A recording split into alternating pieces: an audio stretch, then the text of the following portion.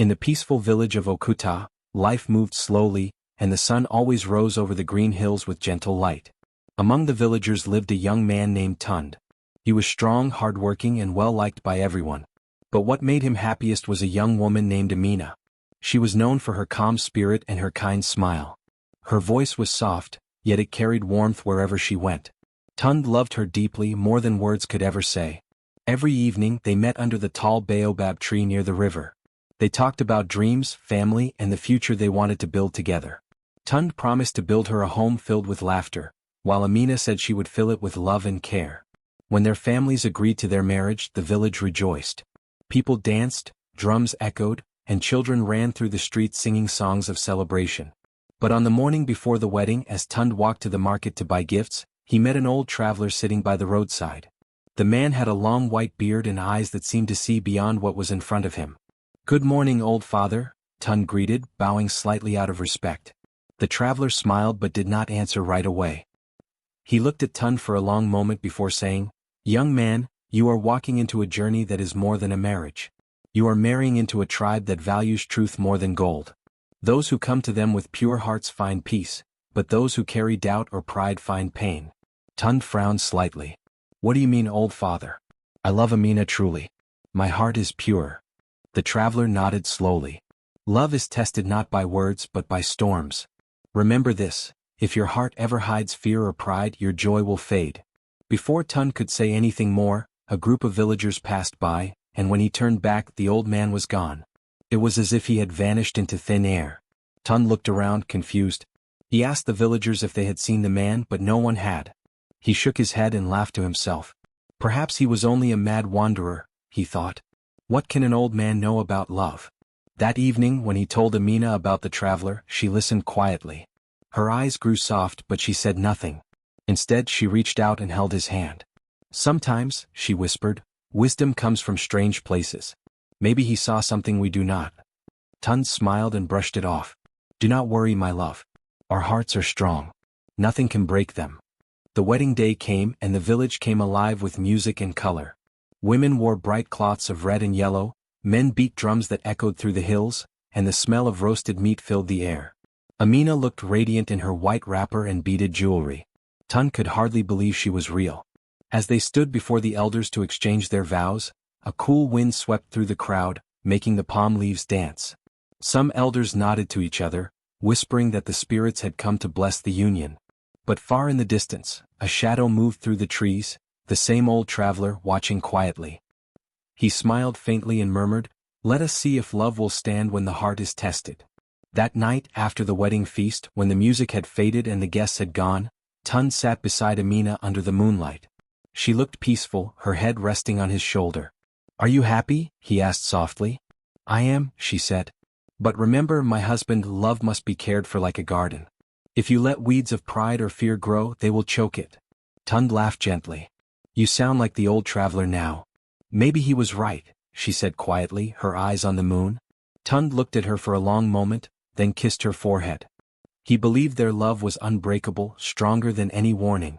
Yet deep in his heart, a small hidden seed of curiosity took root, a question that would grow in time. What if love truly must be tested? And somewhere in the distance, as the wind whispered through the palm trees, it seemed to carry the traveler's voice again, soft, haunting, and full of meaning. "Those who marry from this tribe must prove their hearts are pure." The days after the wedding were bright and full of joy. The sound of drums still echoed in Tund's heart as he and Amina began their new life together.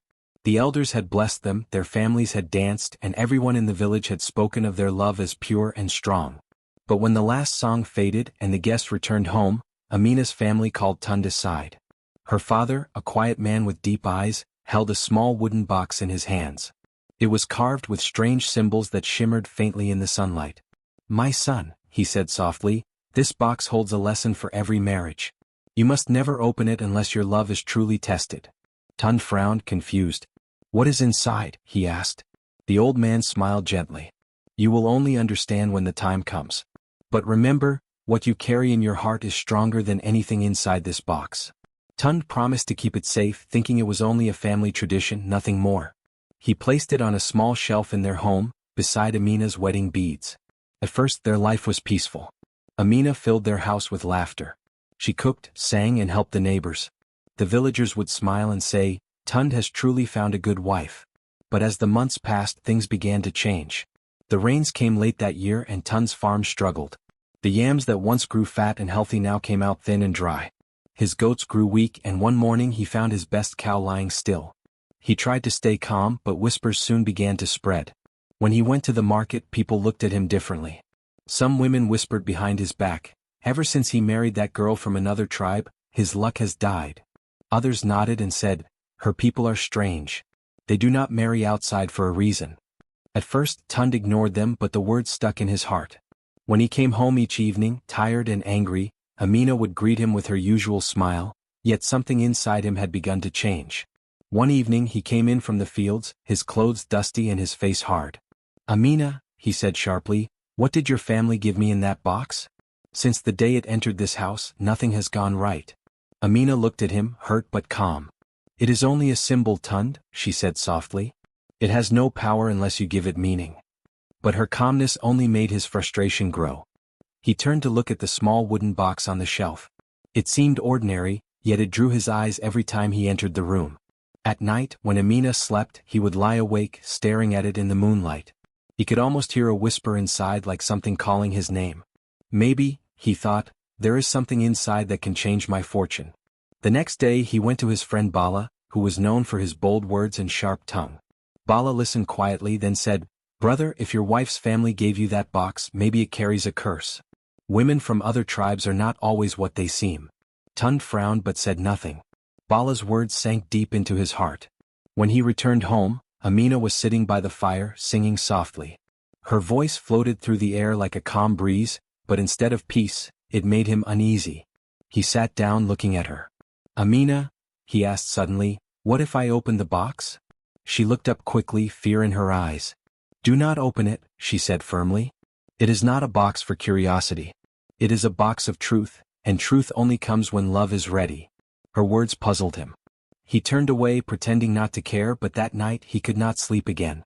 He got up quietly and walked to the shelf. The moonlight fell on the wooden box, making its carvings shimmer again. He touched it gently. It felt warm under his fingers as if alive. For a moment he almost opened it, but Amina stirred in her sleep and he stopped. He put it back and sat by the window staring into the darkness outside. "Why must love be tested?" he whispered. "I have given her everything, yet the world turns against me." The night wind rustled the leaves outside, carrying a faint sound, a whisper soft and distant, like the old traveler's voice from before. "Those who marry from this tribe must prove that their love is true." Tund's hands trembled. He looked once more at the box and then at his sleeping wife. Her face was peaceful, glowing faintly in the moonlight. He sighed deeply. "I will not open it," he said finally, but his voice was unsure. He lay down beside her, closing his eyes, yet in the silence of the night, his heart kept whispering the same question over and over again. What if the answer to all my troubles lies inside that box? The night was dark and heavy with rain. The wind howled through the cracks in the roof, and thunder rolled across the sky like angry drums. Tund sat by the fire, staring again at the small wooden box resting on the shelf. The flames flickered and cast shadows across the room, making the carvings on the box seem to move. Amina had gone to bed early, tired from the day's work, but Tund could not sleep. His heart was restless, full of questions that refused to fade. His farm still struggled, his name was whispered in the village and even his friends now looked at him with pity. He rose slowly and walked toward the box. His hands trembled as he picked it up. It felt heavier than before, as if it carried the weight of all his doubts. He whispered to himself, "Maybe this will show me the truth. Maybe it will tell me how to fix my life." The rain outside grew louder and lightning flashed across the window. Tund took a deep breath and opened the box.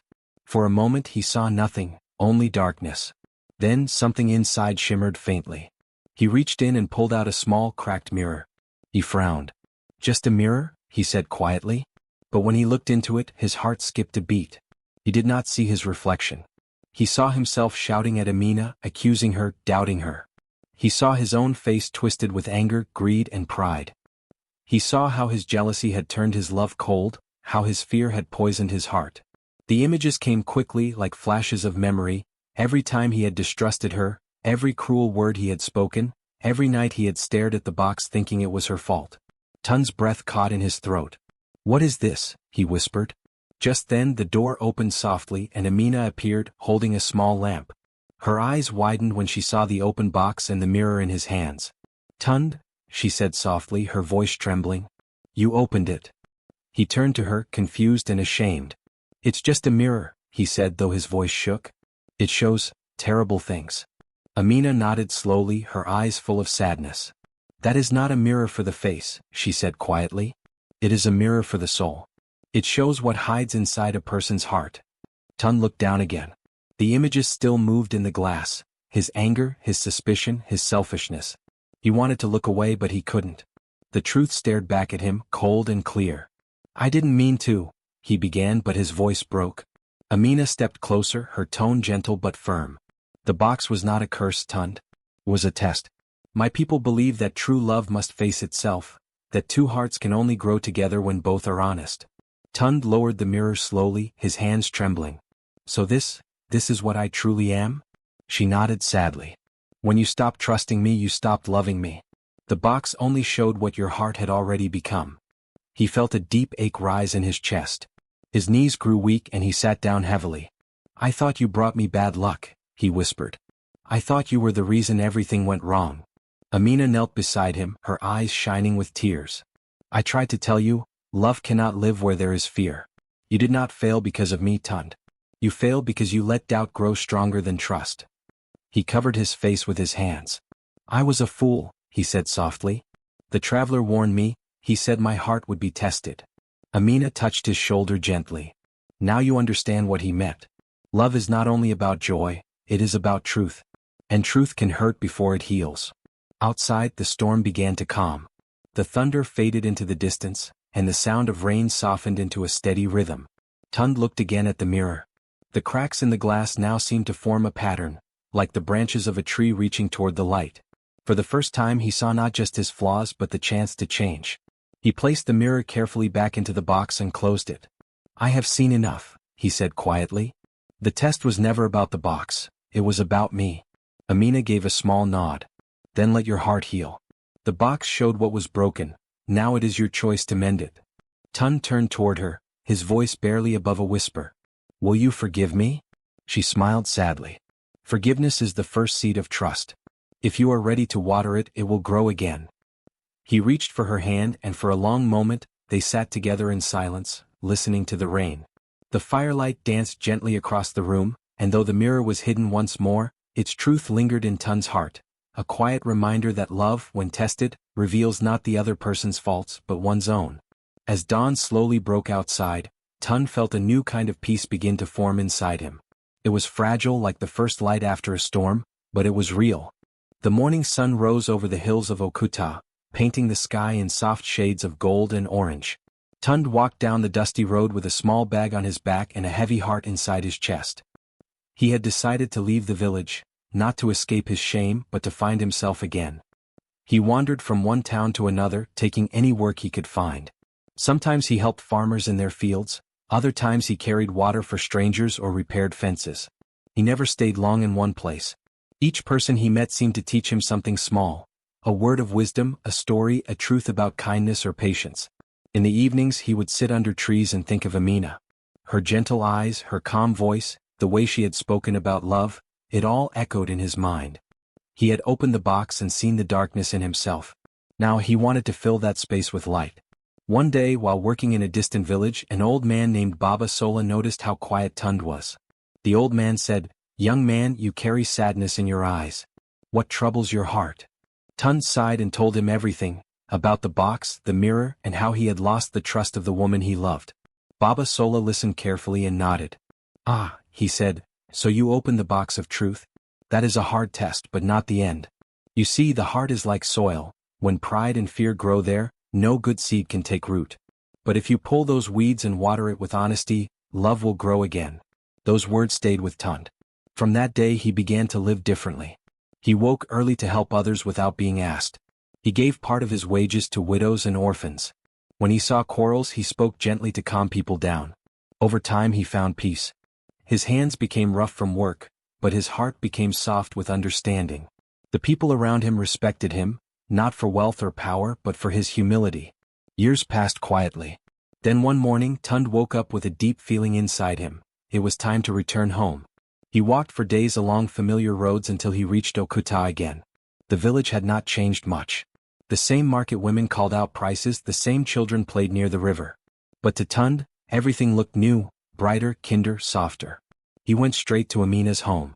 She was sitting outside, weaving a basket under the shade of a tree. When she saw him, her eyes widened in surprise. "Tund," she said softly. He stopped a few steps away and dropped to his knees. His voice trembled as he spoke.